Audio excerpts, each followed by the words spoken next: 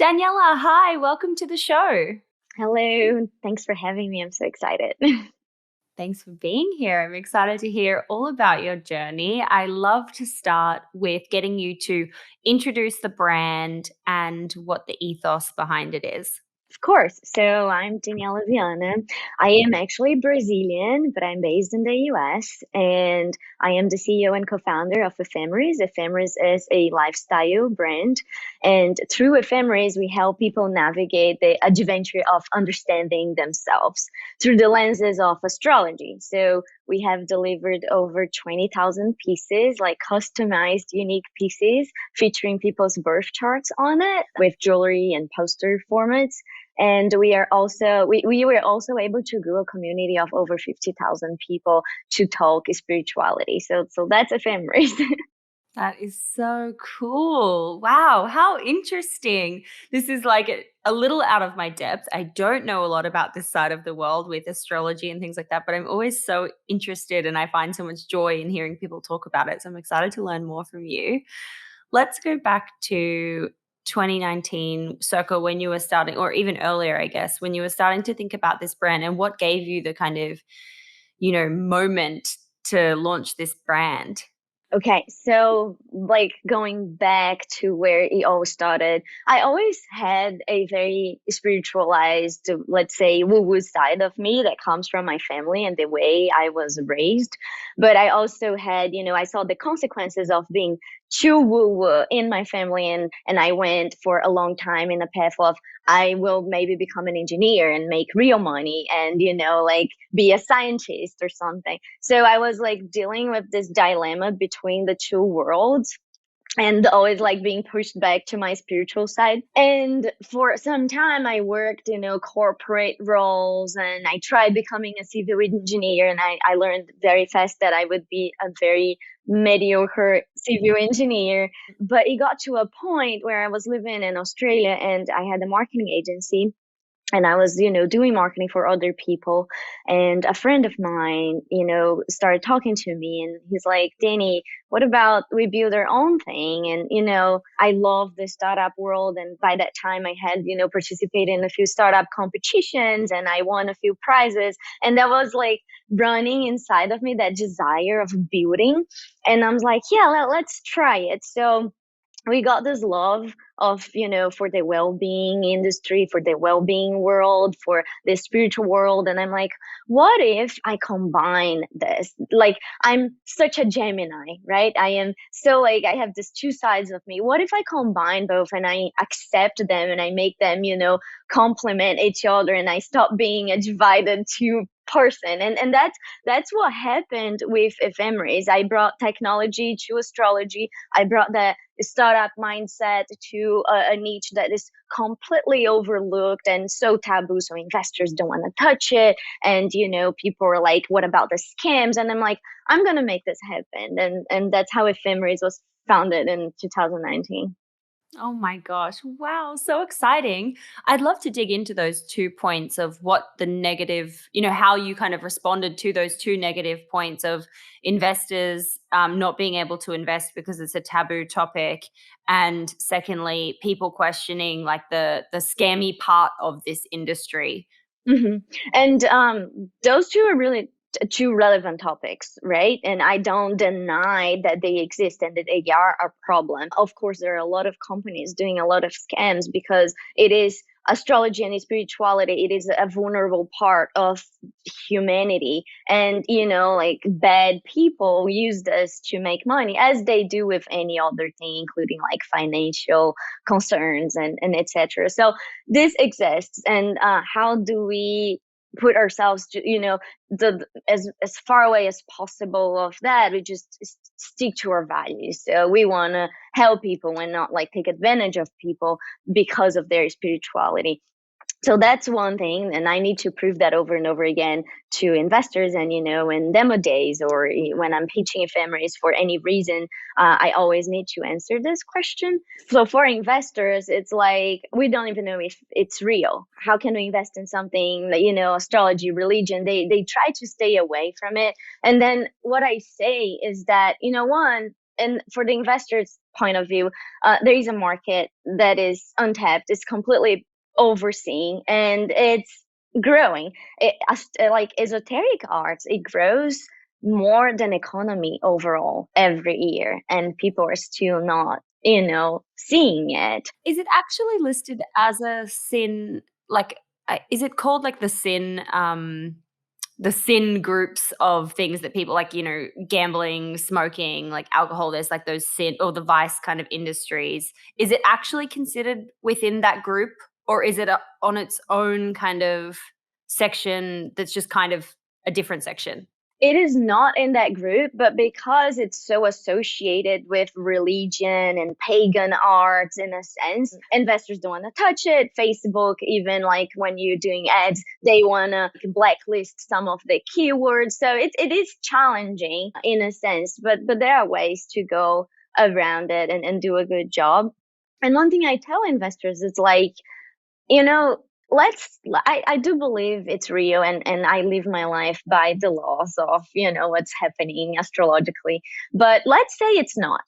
Okay, let's do an exercise here, me and you. Let's say it's not real. Let's say it's all just woo woo bullshit. If enough people believe on it and they live by it and they embrace the patterns that are described as being a Gemini or an Aquarius, that makes it real. And when I talk about my why, I want to make people understand themselves. And if they living by a pattern, being it good or a bad pattern, let's understand that you are doing it and what you can, do to balance it out, or to have empathy for someone who are living and by that pattern. So that makes it real, and enough people believe it to make it real. Oh my gosh, I love that. That's such a great response. And I mean, it's weird to me though that investors are so, you know, like against it when there are so many examples of really successful brands in the space who are doing, amazing things like the apps that are out there and all that kind of thing. Wow. I feel like I skipped ahead like so many steps. So I want to like go back to 2019 when you've decided to build the brand and start this. What are those first steps? What's the blueprint to getting started? So we were really realistic about where we were standing at that point, my business partner and I. And, we are both not American. We had no idea of the bureaucracies and legalities around building a brand in America. And we also knew that it would be really, really hard for us to raise any kind of money, not only for being in a taboo topic, but also for being, Latinos and thick accent and not the sweet Ivy League background. So we were like, okay, you know what? Let's bootstrap this. Let's completely bootstrap this. Let's not count with any external source of investment and financing. And let's make it from like grassroots. And that became our superpower, because if we think about all these astrology brands that raised so much money, if you see the charts, they are not really monetizing. And we had to really understand the community and understand the user to monetize since the beginning. And that made us such a strong, sustainable brand. If you compare, to technology companies, they're banking on astrology and surfing VC money.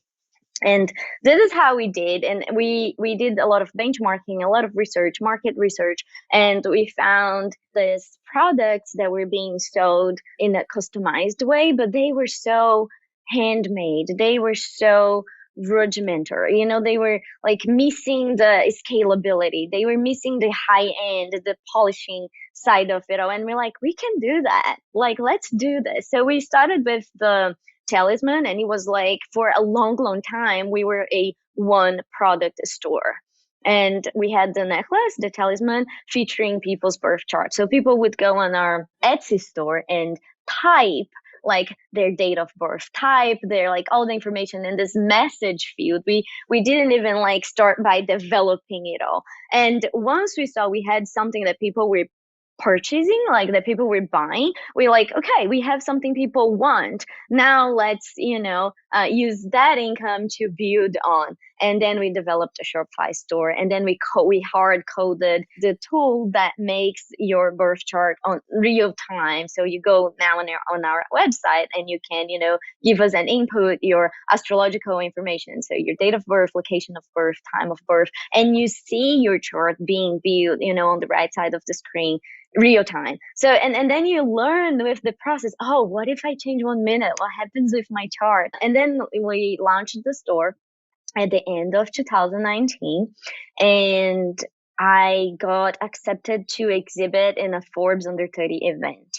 And by that time, we were nothing. We were no one. We were just like a successful Etsy store that transitioned to the Shopify environment. And now I have this deadline of going to exhibit this in a Forbes Under 30 event. And my co-founder is freaking out. He's like, we are crazy. Why are we doing this? So we go, and having that deadline to exhibit was actually the best thing. It was like the peak marketing moment for us, because it made us really rush with everything else that we were being perfectionist about. And then we went, the website was there, everything was, in order. And on that week itself, we sold $2,000, which was like unheard of for us.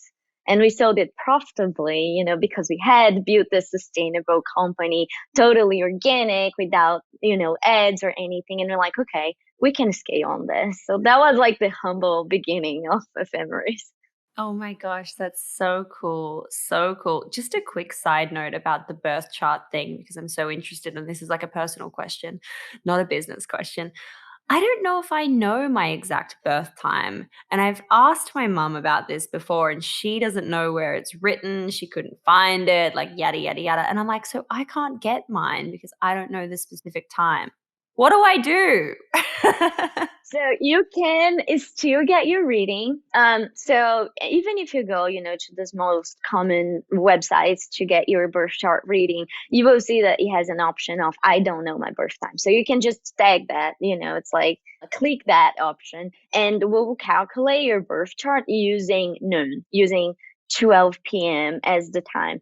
So some of the planets will not be affected by it. And we really pride ourselves to be really accurate. So the planets, that would be different because they move faster, they change by the minute, or 30 minutes or so, we will not put them on your necklace, and we will not like mark the houses. So we try to be really accurate about it, but it doesn't mean you cannot know a lot of stuff. So a full birth chart, we also like delivered 300 pages of reports explaining what that positions and each symbol and what it means to have that symbol in that house. So your report maybe will be a little less than 300 pages, but it doesn't mean you will not have a lot of understanding about yourself. Oh my gosh, that's so cool. Thank you so much for stepping me through that. Just side note, I really wanted to know. Okay, great. Back to you've exhibited at the Forbes 30 Under 30 event. Amazing. Just to rewind though a little bit, before that and getting to that point, I love to talk about the money piece of the puzzle. How much did you and your co-founder need to invest to get it started and get it to that point where you have some product, where you have the website, and where you're kind of like, okay, we're ready to take this, and launch it in a bigger way? We invested a lot, not only financially, but also with our times and personal resources.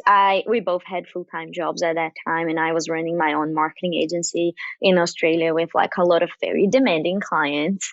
And what we were doing is like I was working full-time, and I was getting all the money from the marketing agency and reinvesting it on Ephemeris. And also like, after working all the clients, I would work all night long in whatever we had to work for Ephemeris. So that's how we did for a very long time until we could actually transition.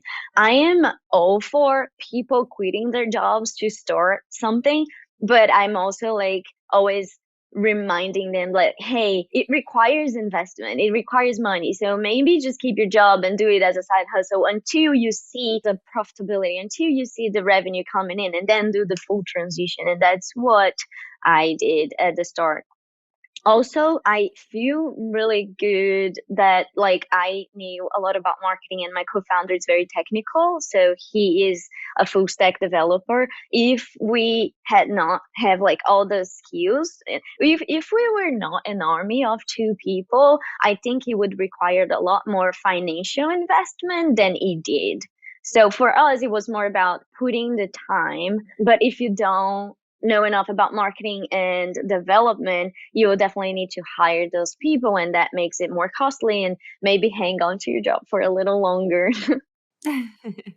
Yeah, I say this actually quite often, either when I'm in other podcasts or talking on here as well. It's like when you're starting a business, whether it's a full-on business, whether it's a side hustle, whether it's I'm just testing out an idea, it's really important to audit your goals. If your goal is to like have more money in your life, it's like absolutely don't quit your job. Like absolutely stay getting that salary and start slowly investing that money into your startup side hustle or your business or whatever it is that you're calling it at that time, because it's going to take a lot of money to get it off the ground and a lot of time, and you don't want to put that pressure on yourself of, leaving a job and then being like, oh shit, I've got to make money and I've got to make decisions based around the money piece versus based on what's good for the business and what's right for the business. Talk about it a lot. Think it's so important.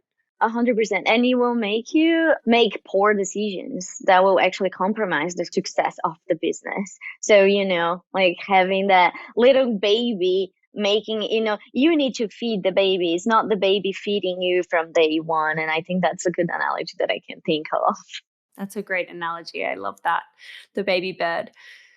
Okay, so what happens next?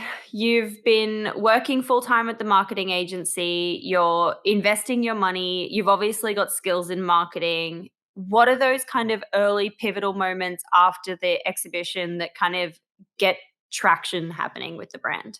So that was end of 2019. And after the exhibition, it's when we actually legally incorporated the business. And that's a good piece of advice that I would give to anyone. Do not incorporate, do not go the legal route before you actually see revenue coming in, because you don't know if you have a market fit product yet. So we waited to see if we actually had something people wanted. And then we went, okay, now we're like incorporating, now we pursuing all the text and legal aspects of it all. So we incorporated at the end of 2019, although we have been working on it since April 2019.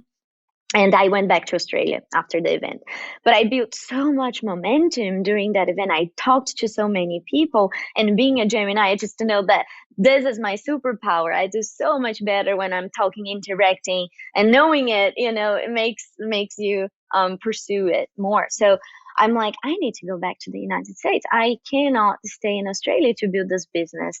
And then I got a scholarship to do a meditation course in 2020 in LA. And I'm like, okay, great, I'll do this meditation course. And I also go back and talk to all those people I met, to like all those mentors I acquired during that event. So I came and I went to California. And on the second day of the meditation course, COVID hit. It hit mainstream, and you couldn't be on a room with more than 100 people, all that jazz. And I couldn't go back to Australia. Like, it's like the universe decided that I was staying. I found myself stuck in California with my backpack with only like 20 days worth of clothing. And that was a pivotal moment, because I'm like, okay, now I need to make a decision. And I know that this is the place I need to be if I really am serious about building this business. The universe is sending you a sign. Also, I don't know if the world is ending. And I remember calling, advisors and mentors, and they're like, go back to Brazil, like, pack your things, come back home. You can build like a drop shipping company. You know marketing. You can work any company. And I'm like, no, I'm staying. I think this is an opportunity for me to do the things I wanted to do. So that's when the business took off, because nobody knew that COVID would actually help e-commerce stores, because people would be spending more time at home, and they would be, buying more. And we saw like a huge spike in sales, and we got more money in our cash flow to fund the next steps of the business, including solving my main issue that not many founders have, which was staying legally in the United States and working, right? Like, even if it wasn't my own company. So, on top of all the normal worries of having a business, I still had to deal with the paperwork and the legalities of it all. And that was like step number two for the business for sure. I'm so glad you brought this up because it's something that we haven't actually ever spoken about, the kind of immigration piece of moving and getting visas and all this kind of thing to a new country. But, like, I've been through it multiple times. It's bloody difficult. There's so much paperwork. It's so stressful. My husband's gone through it. Now we're about to go through it again when we go back to Australia. You know, it's a whole thing. So I'd love to dig into your experience. We recently had Legal Pad as a sponsor, and that's how you and I got connected. And I'm so interested to hear what your experience was like working with them. Also, love that they have a female co founder in the mix. Love that about it. So, I'd love to hear your experience. So, there I was, right? Very lost and what to do next.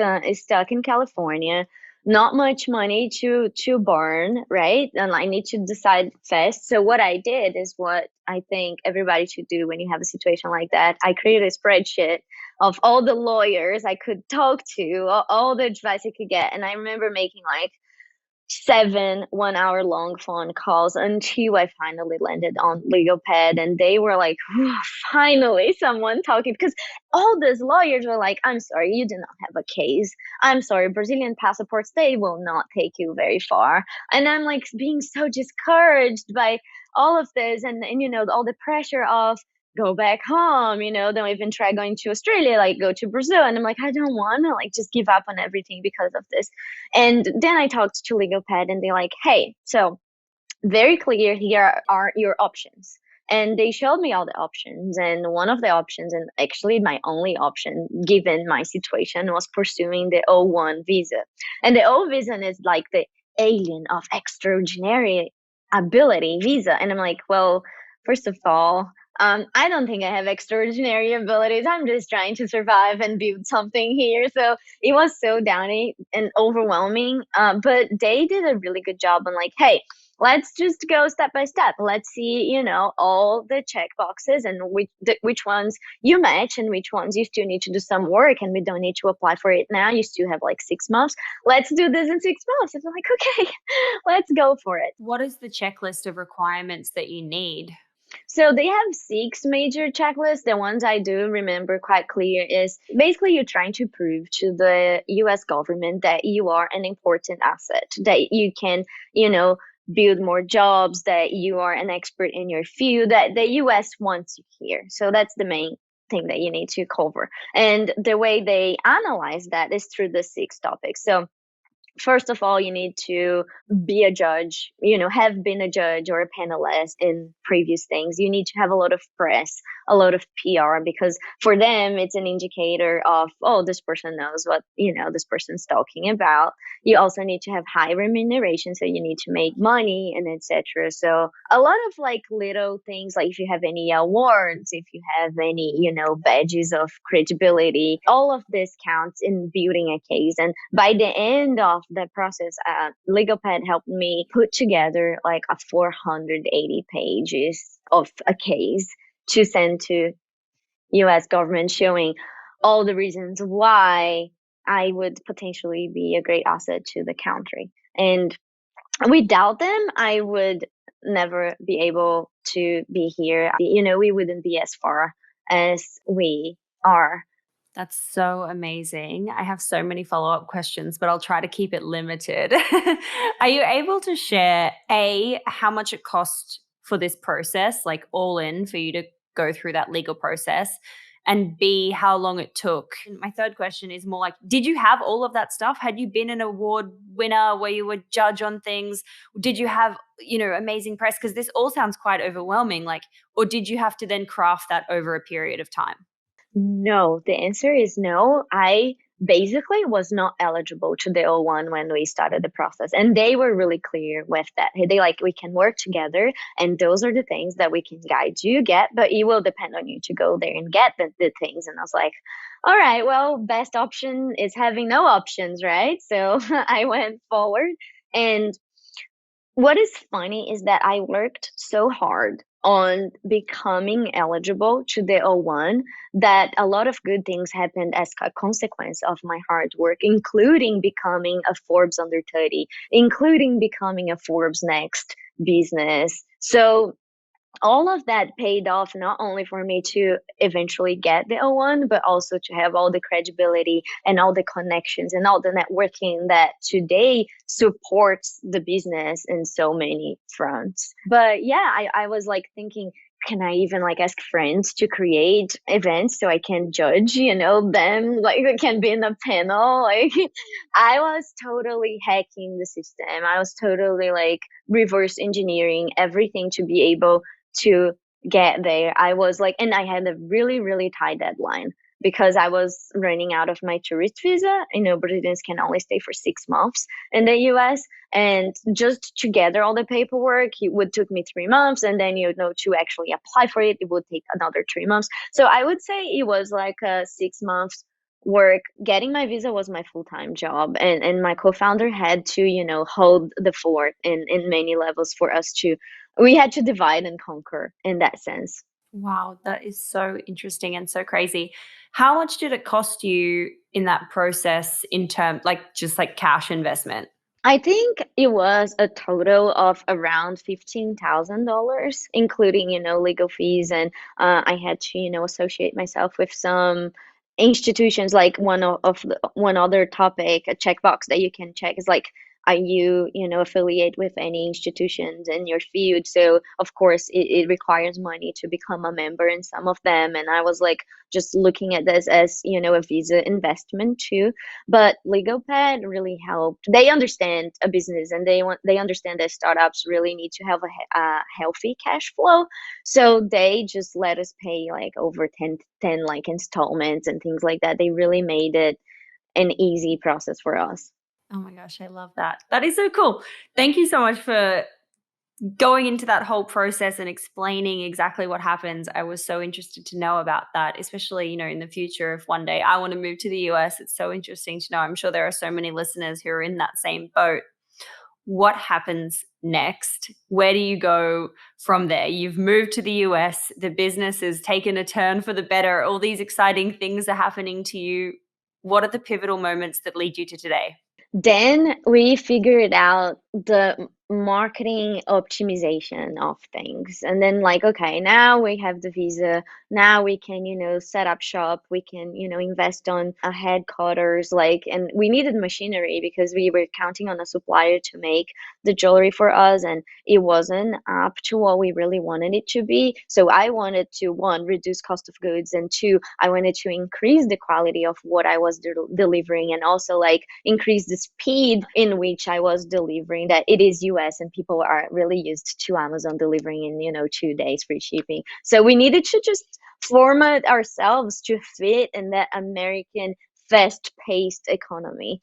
And so I was in California at that time. I moved to North Carolina and we bought a house. So now all the production happens from our garage, and it's insane that we have a millionaire like a startup running from a garage with like 6 people, like like 2 people in the US and 4 people remotely. But that was the next step, figuring out marketing optimizations, like how do you test ads, what works, what doesn't work, what resonates, what doesn't resonate, like double down when what resonates. It was a very manual process of optimization, plus the big investment of, now let's get all this profitability and invest on a headquarters with all the machinery that we need to actually deliver something we are proud of delivering.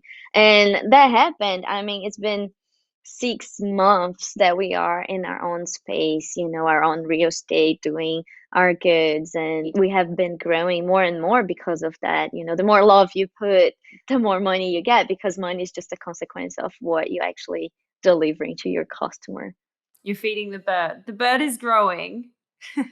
Exactly, exactly. What's working for you at the moment? What are you kind of doubling down on when it comes to different marketing channels?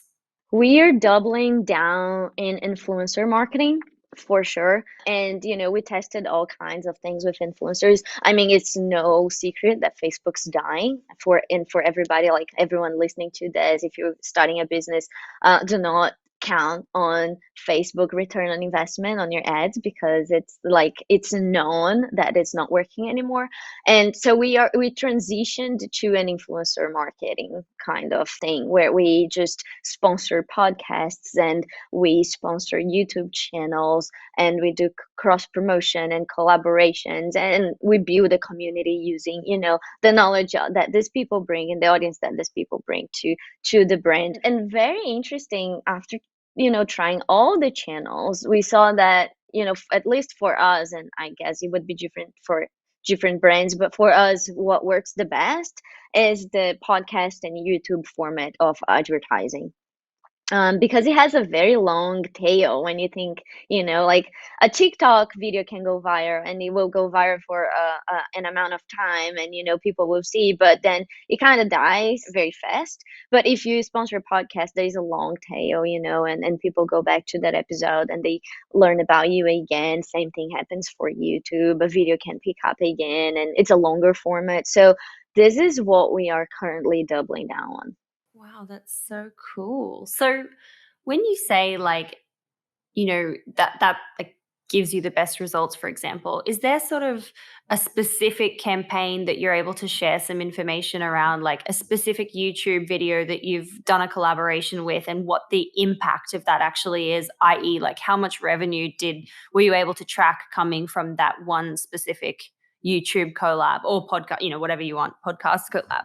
Yeah, for sure. So there is a good example. It was a podcast of a person that we were admiring for, like, for a distance for quite a long time, and listening to his podcast called the Astrology Podcast. And we sponsored one of his episodes, and it was the first one that we ever did, right? Like it was like when we were first transitioning, and we saw like a 3,000% increase in revenue on that day and on that week.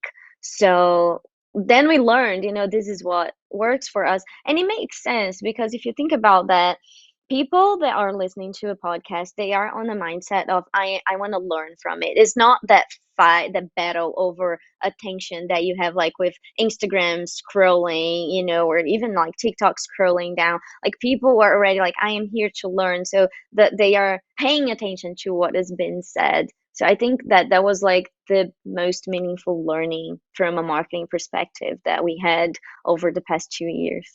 Oh my gosh, that is so cool. And so yeah, it makes so much sense when you put it like that. Gosh, amazing. What is your key piece of advice for entrepreneurs coming into 2022? I say coming into 2022, but like we are so in 2022 now. The rest of 2022. I think I'll give like two advices. One will be my woo woo side, and one with more my more scientific side. My woo woo piece of advice would be, one thing that I'm always saying is that the universe rewards courage. So if you feel something in your gut that you really want to do, and you cannot just, let that thought go, and it keeps bothering you at night, and it keeps like revisiting your brain, just go for it and bring some movement into it. Because once you step out of your comfort zone and start doing it, you will have the consequences of that, in a positive way, and help will appear. And I say that is the universe rewarding your courage, but it's basically a consequence of bringing movement to that one desire, and manifesting it in a material sense. My more nerdy piece of advice is surround yourself with people that know more than you know, and know your superpower. So if your superpower is communication, go to events, like put yourself out there, start listening to conversations. This, I know I have this very like beginner mindset, but I know that I don't know so much, so I'm constantly putting myself out there. And even if I have no idea what that conversation that's happening on that table is about, I'm still trying to participate and absorb from that. And that's how I learned about the tech stack I need to use. That's how I learned about what technology is working and what technology would be better for me, and then this kind of business, what not to use, what to use. So that's my nerdy advice. Just surround yourself with people that know more about you in that field.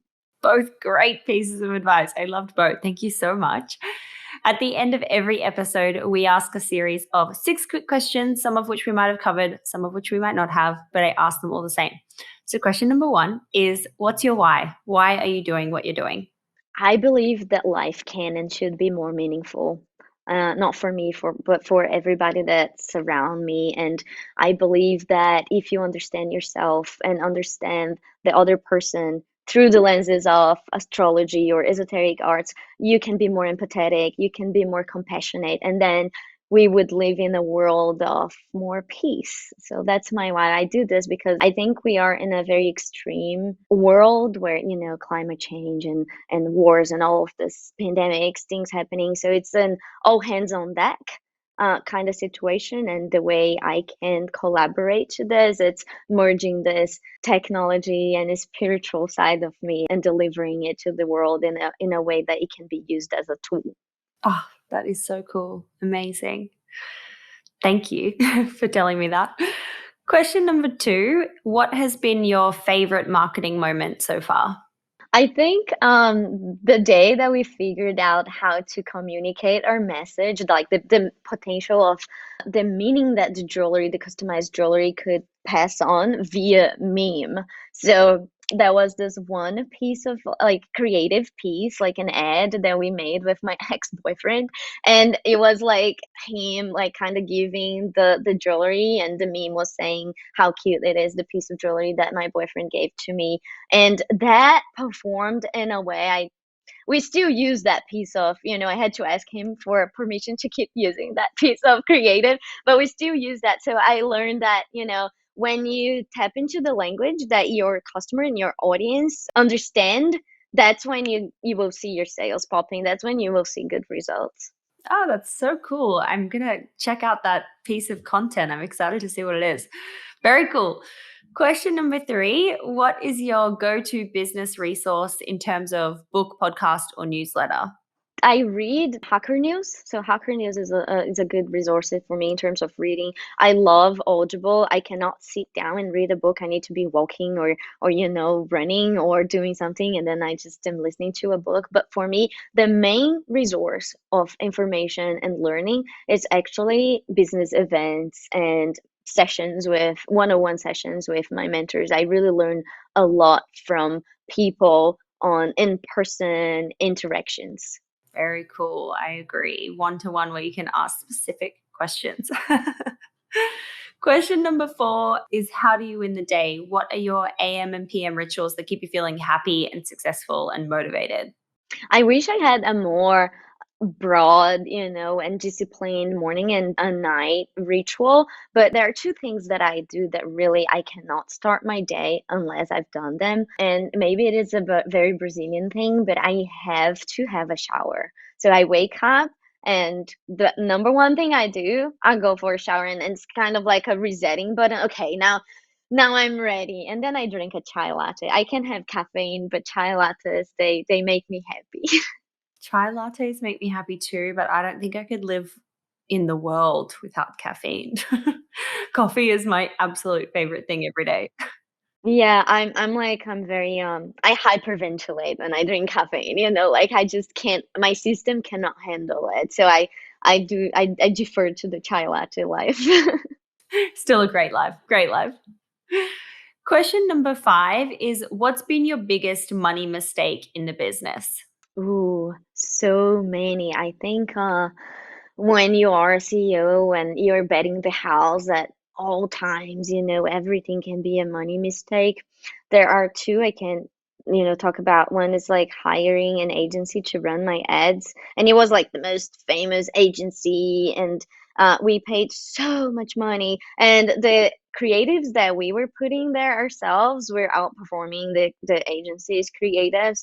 And then the second one was just buying inventory without considering the shipping costs. And then when I saw it, I had to let go of the inventory because it made no sense to bring it paying those shipping costs when I could get it, for a little more expensive, but domestically without, yeah, that was a horrible money mistake.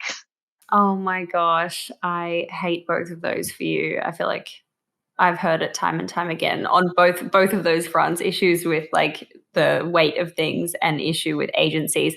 Are you able to share, like, what the amount was that you were spending, like, for both of those?